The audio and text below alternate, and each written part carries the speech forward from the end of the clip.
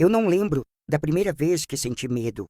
Talvez porque ele sempre esteve lá, pairando no ar da casa, como uma sombra espessa que nunca ia embora. Desde pequena, aprendi que silêncio era uma armadura, que passos leves e palavras curtas eram formas de sobreviver. A casa onde cresci era pequena, de madeira, com telhas que rangiam quando o vento batia forte. Do lado de fora, parecia qualquer lar de interior, mas por dentro, era uma prisão onde o tempo parecia não passar. Meu pai era um homem grande, não no tamanho do corpo. Ele não tinha mais que 1,75 m, mas no tamanho do medo que causava. A presença dele bastava para congelar os risos, para fazer minha mãe parar de mexer a colher na panela e me lançar aquele olhar rápido que dizia: fique quieta, suma, e eu sumia. Me escondia atrás da porta, debaixo da mesa, entre os lençóis lavados no quintal.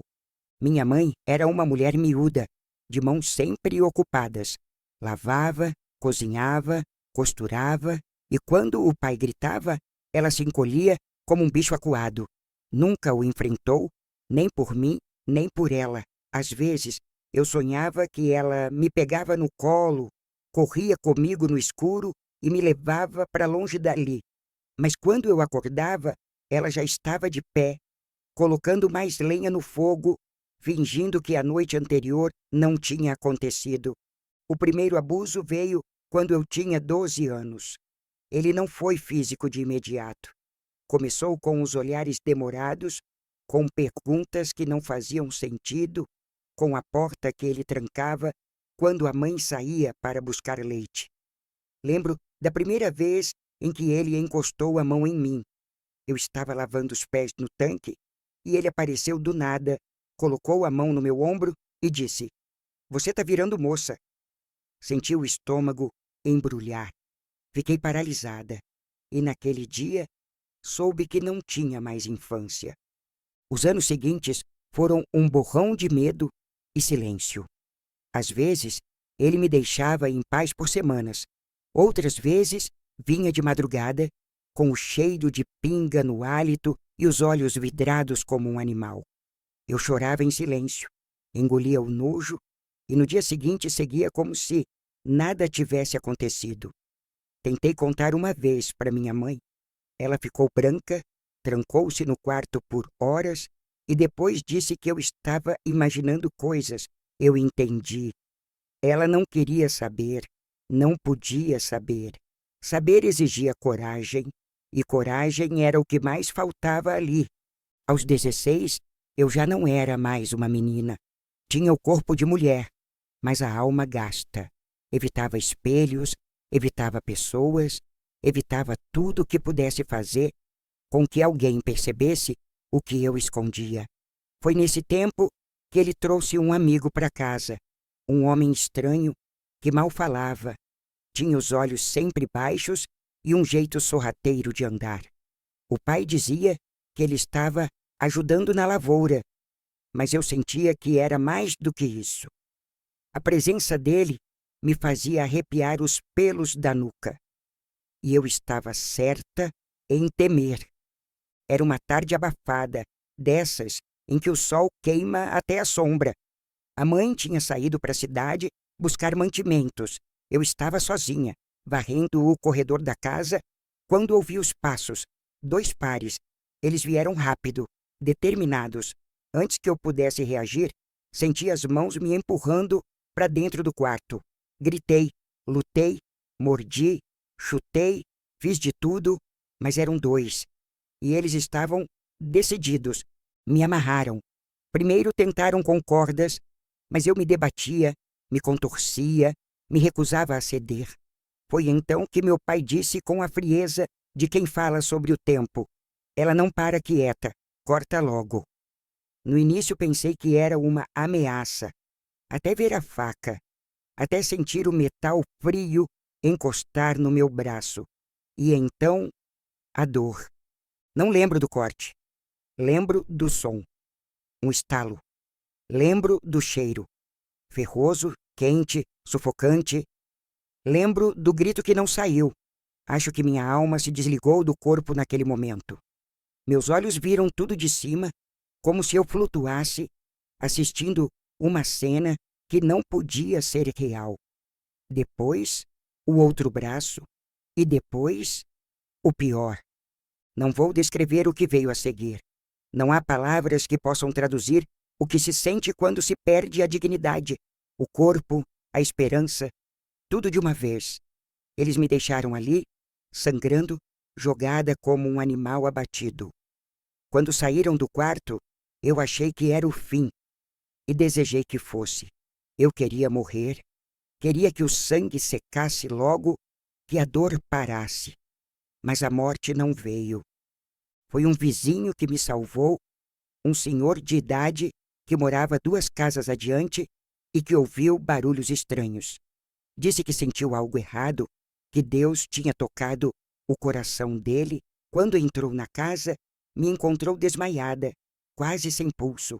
Me cobriu com o que encontrou, ligou para o hospital e gritou com tanto ódio que a vizinhança inteira apareceu. A ambulância chegou a tempo. Eu não morri, mas uma parte de mim ficou lá. No hospital fui operada às pressas, amputações completas. Quando acordei, não chorei. Apenas olhei para o teto por horas, dias, sem perguntar nada, sem reagir. As enfermeiras falavam comigo, mas era como se falassem com uma parede. Eu estava viva por fora, mas por dentro tudo tinha sido destruído. Minha mãe apareceu depois de 2 dias. Chorava muito, pedia perdão, dizia que não sabia. Eu não acreditava. Ela sabia, sim. Talvez não dos detalhes, mas sabia do cheiro, do silêncio, da dor no meu olhar, e escolheu não ver. O pai tinha fugido. Ninguém sabia onde estava. O amigo dele foi preso, mas não ficou muito tempo. Faltavam provas, diziam, provas, como se meu corpo mutilado não fosse suficiente. Fiquei no hospital por 3 meses. Aprendi a viver sem braços. Aprendi a aceitar a ajuda para comer, para ir ao banheiro, para tudo. Mas o mais difícil foi reaprender a sentir. Por muito tempo não conseguia suportar o toque de ninguém, nem mesmo o mais leve. Sentia nojo do mundo, medo, raiva, ódio, e tudo isso me consumia por dentro como um veneno lento. Foi lá que conheci Dona Lúcia, uma enfermeira já próxima da aposentadoria, que falava baixo e sempre me chamava de minha filha. Ela não fazia perguntas. Apenas me trazia flores, me contava histórias de outras mulheres fortes, me penteava o cabelo e um dia me disse: "Você ainda pode ser tudo o que quiser.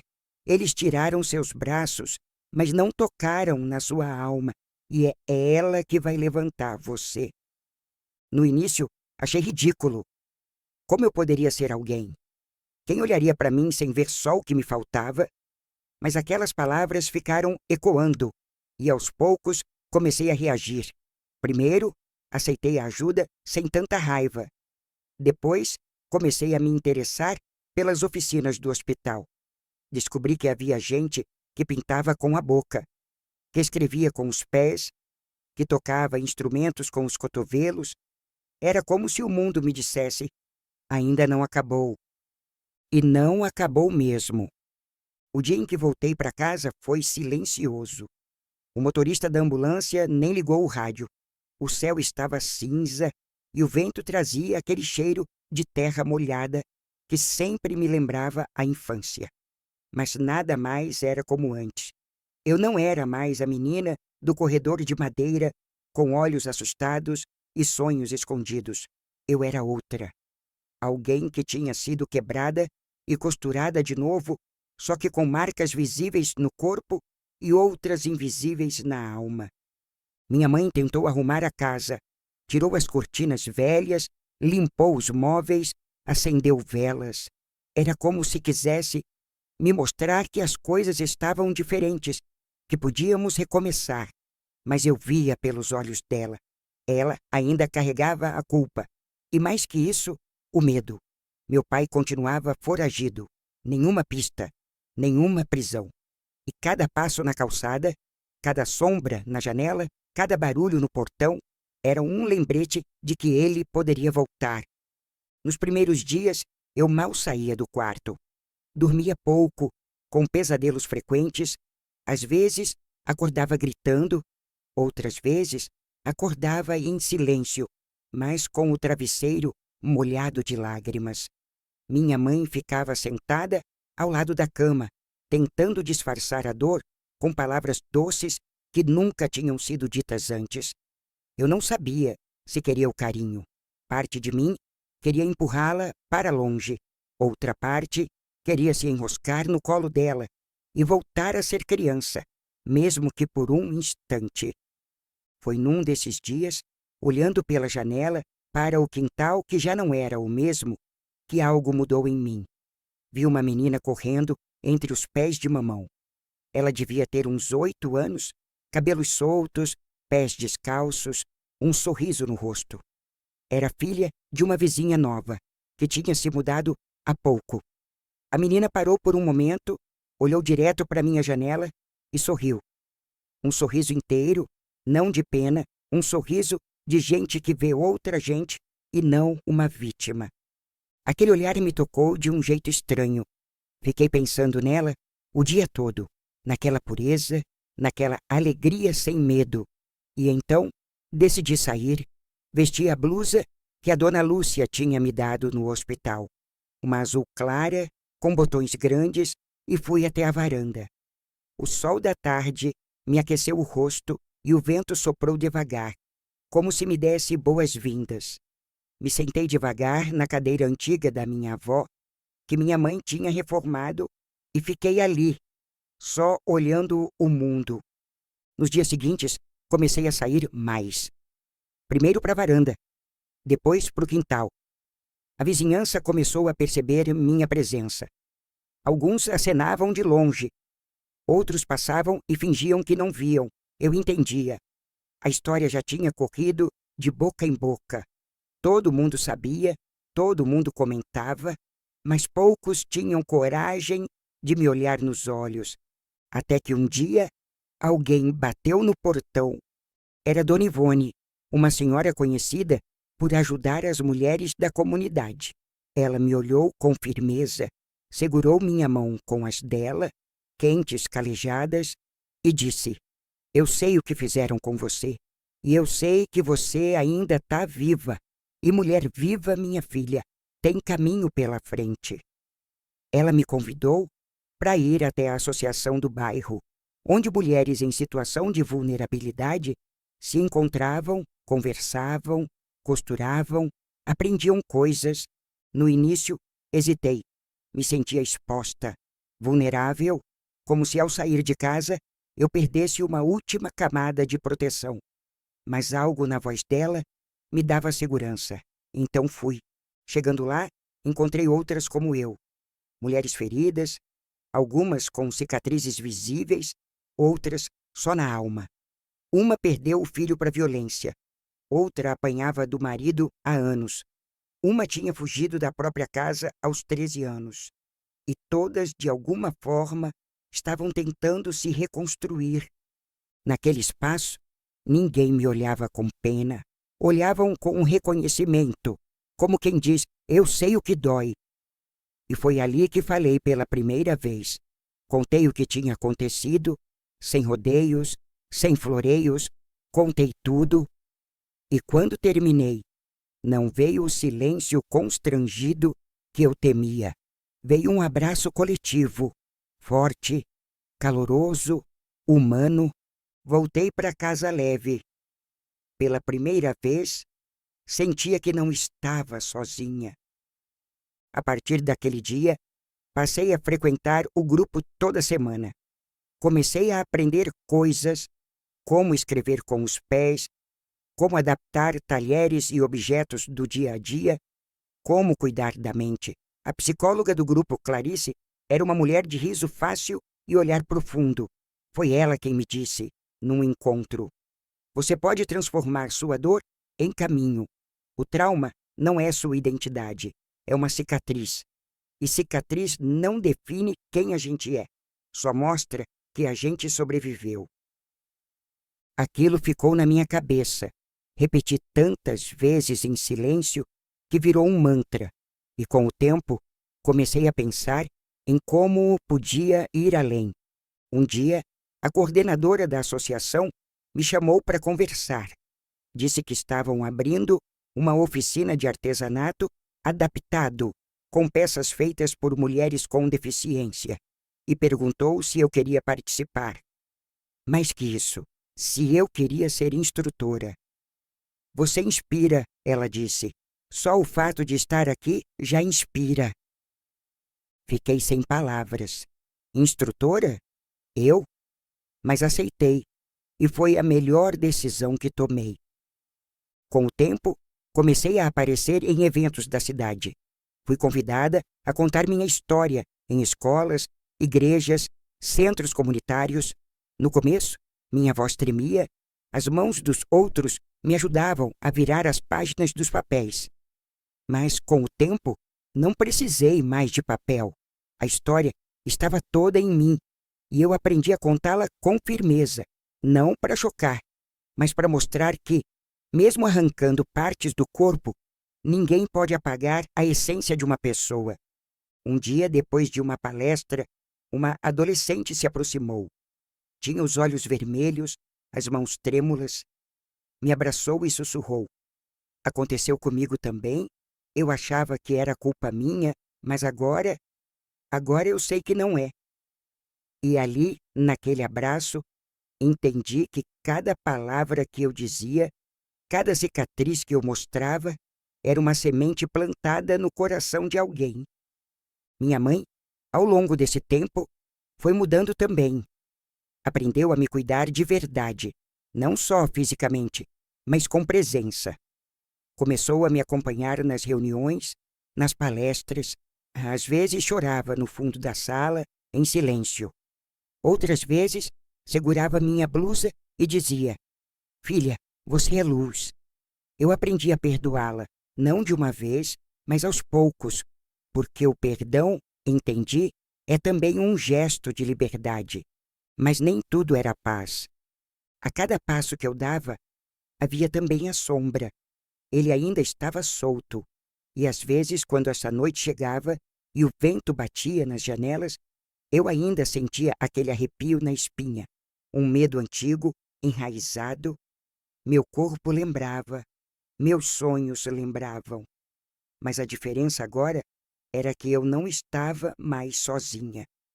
Passei a estudar, fiz um curso de educação inclusiva, depois um de políticas públicas. Comecei a entender as leis, os direitos, as brechas do sistema e, com a ajuda da associação, criamos um projeto de acolhimento para mulheres mutiladas por violência, uma casa, um refúgio, um espaço onde ninguém perguntava por que você ficou, mas sim como você quer seguir. E o nome da casa dei o meu, não por vaidade, mas porque eu queria que cada mulher que entrasse ali soubesse que alguém, um dia, sobreviveu ao impensável e escolheu viver. Na primeira semana em que a casa recebeu uma mulher, eu não consegui dormir. Era como se, de alguma forma, todas as dores dela também morassem em mim. E, no fundo, moravam mesmo. O nome dela era Joana. Chegou com o rosto machucado, um olhar que não encarava ninguém e um silêncio que dizia mais do que qualquer grito. Joana tinha perdido a perna tentando fugir de um marido violento. Pulou do segundo andar com o filho nos braços. Salvou o menino. Perdeu a perna. Ele, o agressor, foi preso por uns meses. Depois, liberado por bom comportamento. Aquilo me revoltou, mas eu já tinha entendido. O sistema não foi feito para proteger a gente. A gente é que se protege umas às outras. Joana, como eu, achava que sua vida tinha acabado. Mas em pouco tempo, começou a sorrir. Primeiro tímido, depois mais aberto.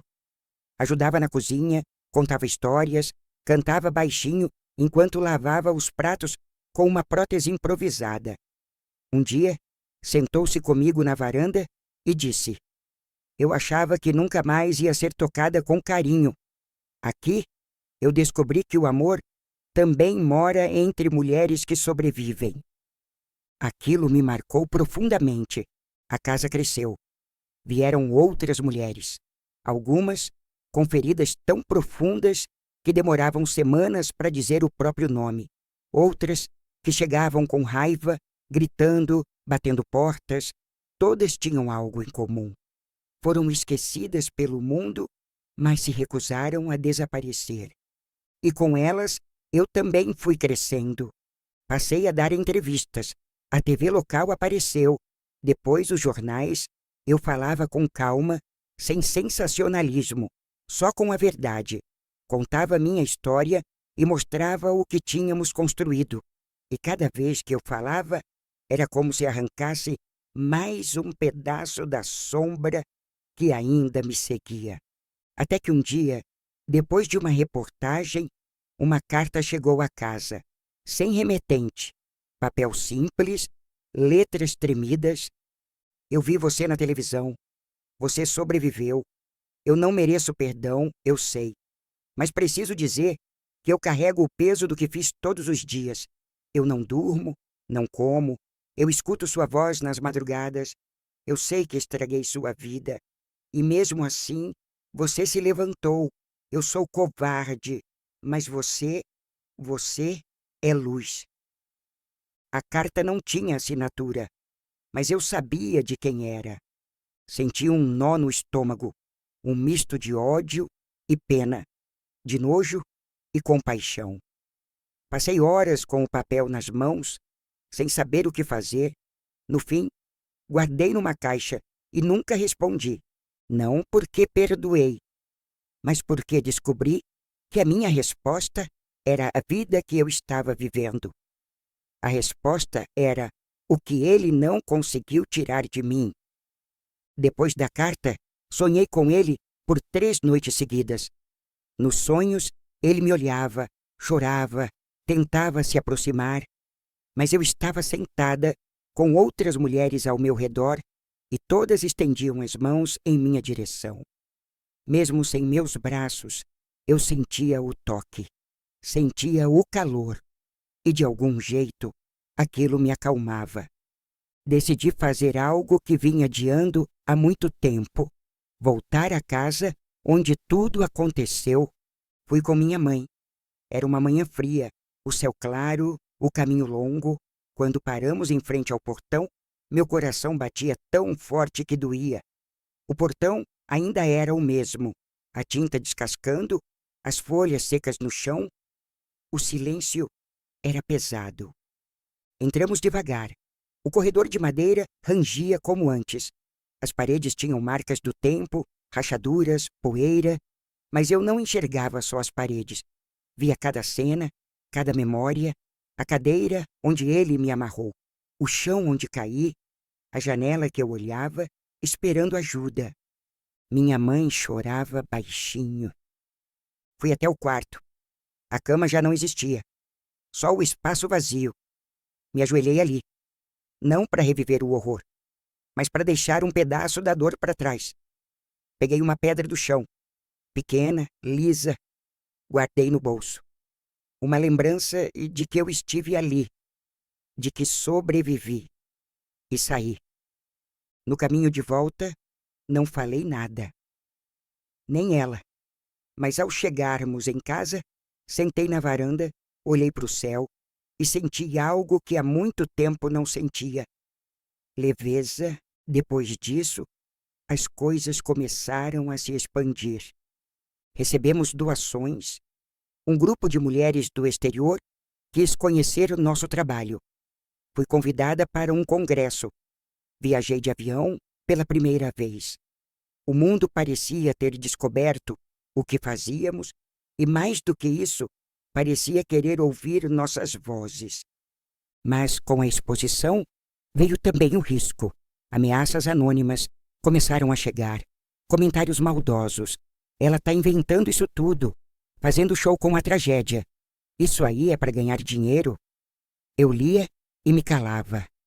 Não porque concordava, mas porque entendi que o barulho dos ignorantes nunca é maior do que o silêncio das sobreviventes. Continuei. Criei um projeto de capacitação. Trouxemos fisioterapeutas, terapeutas ocupacionais, juristas.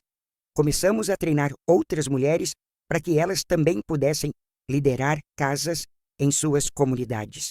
Meu sonho era que cada bairro, cada vila, cada cidade pequena tivesse um refúgio, um lugar onde mulheres mutiladas, violentadas, quebradas, pudessem ser reconstruídas. E a cada nova mulher que chegava, eu via meu reflexo. Um dia, uma menina de 14 anos chegou acompanhada da avó. Ela tinha perdido os 2 braços num incêndio. Tentou se matar 3 vezes. Quando me viu, me olhou com raiva. Você acha que sabe o que eu sinto? Ela disse. Eu apenas sentei ao lado dela. Deixei o silêncio falar por mim. Depois de um tempo, ela perguntou como eu comia, como escrevia, como abraçava alguém, e eu mostrei. Com calma, com paciência. Uma semana depois, ela pediu para dormir no meu quarto. Um dia, uma menina de 14 anos chegou acompanhada da avó. Ela tinha perdido os 2 braços num incêndio. Tentou se matar 3 vezes. Quando me viu, me olhou com raiva. Você acha que sabe o que eu sinto? Ela disse. Eu apenas sentei ao lado dela, deixei o silêncio falar por mim. Depois de um tempo, ela perguntou como eu comia, como escrevia, como abraçava alguém, e eu mostrei, com calma, com paciência. Uma semana depois, ela pediu para dormir no meu quarto. Ficamos amigas. Ela se chamava Isadora e tinha a força de um furacão. Um dia, olhando o pôr do sol comigo, disse: se você conseguiu, talvez eu também consiga. E eu soube que estava no caminho certo. Minha mãe adoeceu, o tempo, os remédios, a culpa. Eu cuidei dela como pude, com os pés, com os ombros, com os olhos.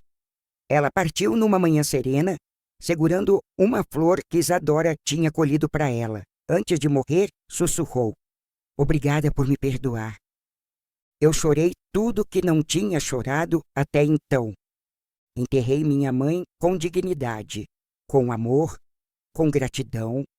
Ela errou muito, mas também sofreu muito. E, no fim, ela escolheu me amar, à sua maneira. O tempo passou.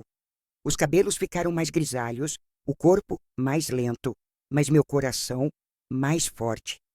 A casa agora era referência nacional.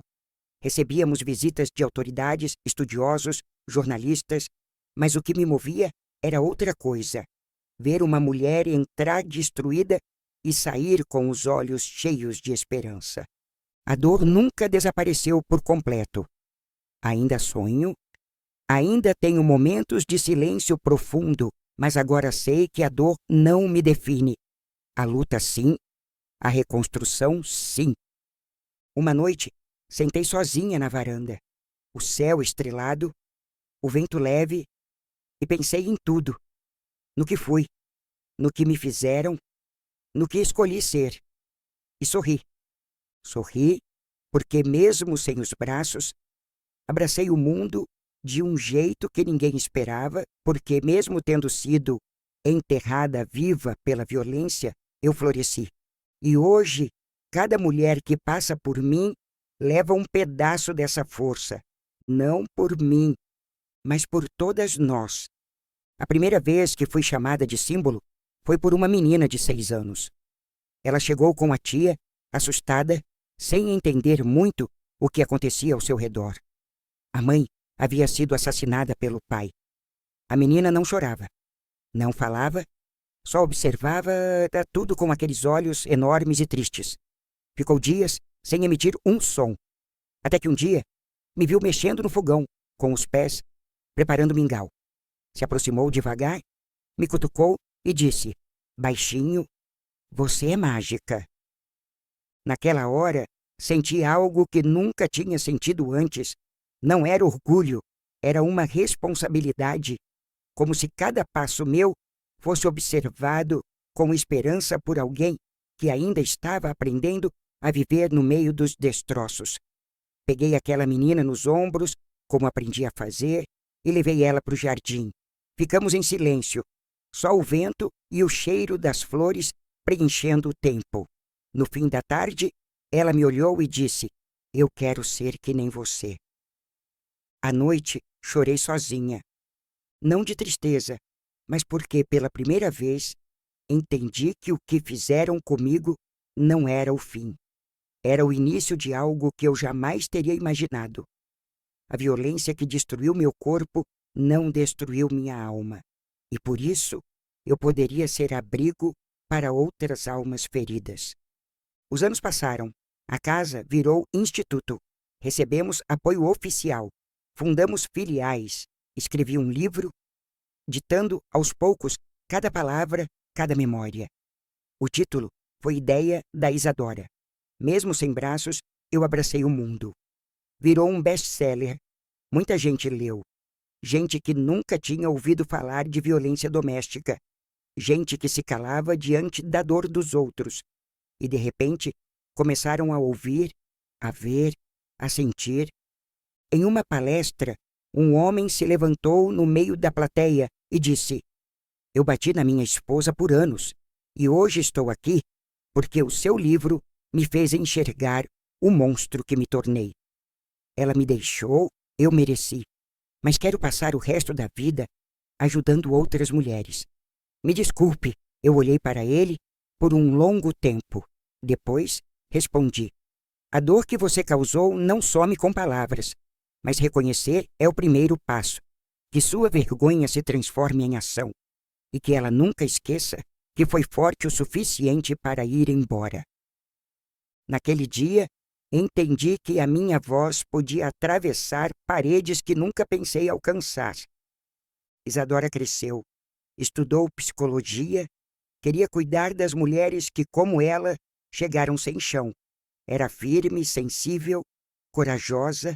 Um dia, veio até mim e disse: "Quero fundar a minha própria casa, mas quero que você seja minha madrinha."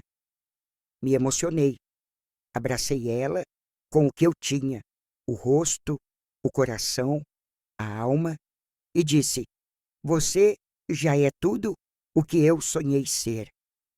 Ela me chamou de mãe, e naquele instante eu fui. As dores do passado ainda me visitavam de vez em quando. Sonhos que voltavam, cheiros que traziam lembranças, mas algo em mim havia mudado. Eu não era mais a vítima de uma tragédia. Eu era a mulher que transformou o inferno em refúgio. A que perdeu os braços, mas ganhou asas. Comecei a receber convites para eventos internacionais. Fui para Genebra, para Tóquio, para Maputo. Em cada canto, havia mulheres esperando alguém que dissesse: "Você não está sozinha." E quando eu dizia, elas choravam, como se carregassem há décadas a espera por essa frase. Numa viagem à Colômbia, conheci uma mulher que havia perdido a língua num ataque com facão do ex-marido. Ela escrevia com os pés, fazia poemas. Quando me viu, me abraçou com força e me entregou um papel com uma frase: "Você fala por mim." Voltei para o Brasil com o coração expandido e decidi fundar um centro de comunicação alternativa para ensinar mulheres mutiladas a escrever, cantar, se expressar de todas as formas. Porque a pior prisão não é a falta do corpo, é o silêncio imposto. O centro cresceu. Recebemos artistas, professores, ativistas e, aos poucos, criamos uma rede de vozes que ninguém mais podia ignorar. Mas a fama também traz inimigos. Recebi ameaças. "Você está estragando famílias. Isso é coisa de feminista frustrada. Você quer destruir os homens." Eu lia, respirava e seguia, porque eu sabia: quando uma mulher se levanta, o sistema inteiro treme. Num desses dias difíceis, fui chamada para falar numa escola pública da periferia. Entrei na sala de aula e vi 30 meninas me esperando. Umas com olhares tímidos, outras desafiadoras, mas todas ali, esperando minha história. Contei com todas as dores, com todas as conquistas. Quando terminei, uma menina me perguntou: "Você não tem ódio de homem nenhum?" Respondi: "Eu tenho ódio do que fizeram comigo, mas não deixo que esse ódio decida quem eu sou. Eu escolhi viver." Ela abaixou a cabeça e disse: "Meu pai me toca quando minha mãe sai de casa." Silêncio. Nenhuma das professoras reagiu. Fui até ela, ajoelhei e disse: "Você não vai mais ficar sozinha." Naquele mesmo dia, a menina foi levada a um abrigo. O pai denunciado. E eu senti que cada palavra minha valeu por uma vida. Aos poucos, percebi que havia algo que ainda precisava fazer. Voltar à delegacia, onde aos 12 anos fui ignorada. Onde uma mulher me olhou com frieza e disse: "Tem certeza que não foi você que provocou?" Fui até lá, com uma equipe de filmagem, com um documento e com minha história na mão. Pedi para falar com a responsável. Era outra mulher, nova, atenta. Me reconheceu na hora. "É uma honra", disse. "Não", eu respondi, "é uma missão." Entreguei o projeto, um protocolo de atendimento humanizado para vítimas mutiladas, treinamento obrigatório para agentes da lei e uma sala especial com acolhimento, silêncio, escuta. Ela assinou. A sala foi inaugurada um mês depois. Com meu nome na porta, eu não chorei. Só respirei fundo e pensei: essa menina de 12 anos está sendo vista. Finalmente. O tempo seguia. A idade chegava, o corpo mais lento, mas a alma mais viva. Fui homenageada no congresso. Recebi medalha, prêmios, palavras bonitas. Mas o que me fazia levantar todos os dias continuava sendo o mesmo: ver os olhos de uma mulher voltarem a brilhar. E mesmo sem mãos, eu segurava essas histórias com uma firmeza que o mundo inteiro podia sentir. Não havia um dia que eu não agradecesse por estar viva, por ter escolhido viver. E quando perguntavam se eu perdoei o que fizeram comigo, eu dizia: não, mas transformei em amor. E isso é mais forte do que qualquer perdão. Acordei com o barulho da chuva batendo forte no telhado. Era madrugada. O quarto estava escuro, mas não senti medo. Apenas um silêncio cheio de significados. Me levantei devagar, apoiei a cabeça no encosto da cama, olhei pela janela e vi o céu carregado de lembranças. A água caía com força, como se lavasse tudo o que ficou para trás. Isadora apareceu na porta, ainda com os olhos inchados de sono. "Tá tudo bem, mãe?" Eu sorri. "Tá tudo mais do que bem, filha." Me lembrei de quando a chuva era sinônimo de terror, de quando as gotas batiam na janela da casa onde eu cresci, e eu encolhia no canto do quarto, com medo do que podia acontecer depois do jantar. Me lembrei da toalha que minha mãe usava para esconder as marcas, da maneira como ela disfarçava o choro lavando a louça, dos gritos abafados, 2 silêncios ensurdecedores. Mas agora a chuva era outra coisa, era purificação, era abraço do céu. Levantei, vesti o roupão, caminhei até a varanda com meus pés descalços, sentei na poltrona acolchoada, aquela que Isadora me deu de presente, e fiquei ali, ouvindo, sentindo. Tantos anos se passaram, e tudo ainda morava dentro de mim, mas já não doía como antes. Era como se a dor tivesse virado parte da arquitetura da minha alma. Uma cicatriz enorme, mas já fechada, presente, visível, mas não sangrando mais. Tive medo de morrer por muito tempo, medo de não conseguir, medo de falhar, medo de ninguém me ouvir. E hoje, sentada ali, com os cabelos brancos soltos nos ombros, o rosto marcado pela coragem, percebi que aquele medo havia sido vencido muitas vezes. Eu fui mãe, mesmo sem ter parido, fui casa, mesmo sem ter paredes, fui caminho, mesmo sem pernas firmes, e fui abraço, mesmo sem braços. A televisão ligada no outro cômodo falava sobre um novo caso de feminicídio. Uma menina de 15 anos, estrangulada pelo namorado. A apresentadora dizia: a violência contra a mulher é uma epidemia. E eu pensei, é verdade. Mas se é uma epidemia, então precisamos ser vacina. Fui até o escritório, liguei o computador com o queixo como aprendi a fazer. Abri o e-mail. Havia mensagens de todas as partes do mundo, de mulheres que queriam falar, gritar, ser ouvidas, e entre elas, uma de um nome que eu não via há muito tempo. Madalena, minha mãe. Abri o e-mail com o coração disparado. Era curto. Dizia: me disseram que você escreveu um livro. Comprei? Lieutenant, chorei em cada página. Me perdoa por não ter te protegido. Mas saiba, você salvou mais vidas do que eu poderia contar. Te amo. Fechei os olhos. Senti as lágrimas escorrendo pelo rosto. E naquele instante, tudo dentro de mim se acomodou, como se aquele perdão silencioso, vindo tarde, ainda assim tivesse encontrado seu lugar. Respondi com uma frase só: te amo, e hoje, finalmente, posso dizer que estou em paz.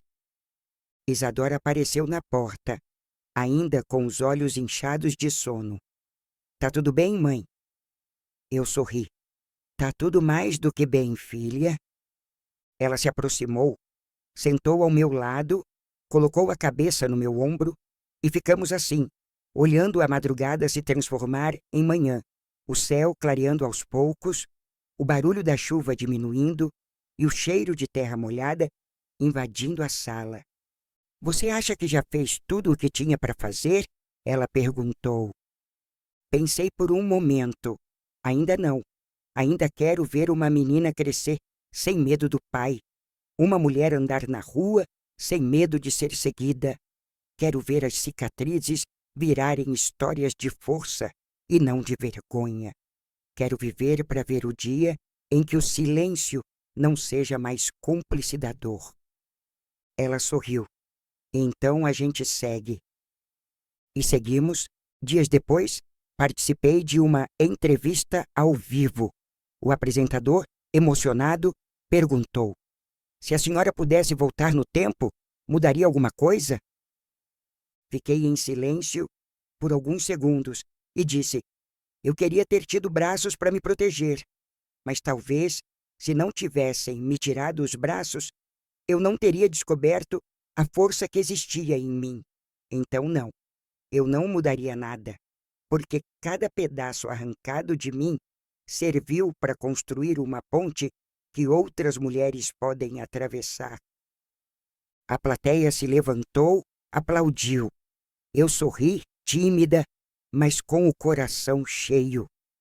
Na saída fui abordada por uma senhora de cabelos brancos, olhos fundos e uma expressão que misturava culpa e ternura. Ela me disse: eu era vizinha da sua mãe.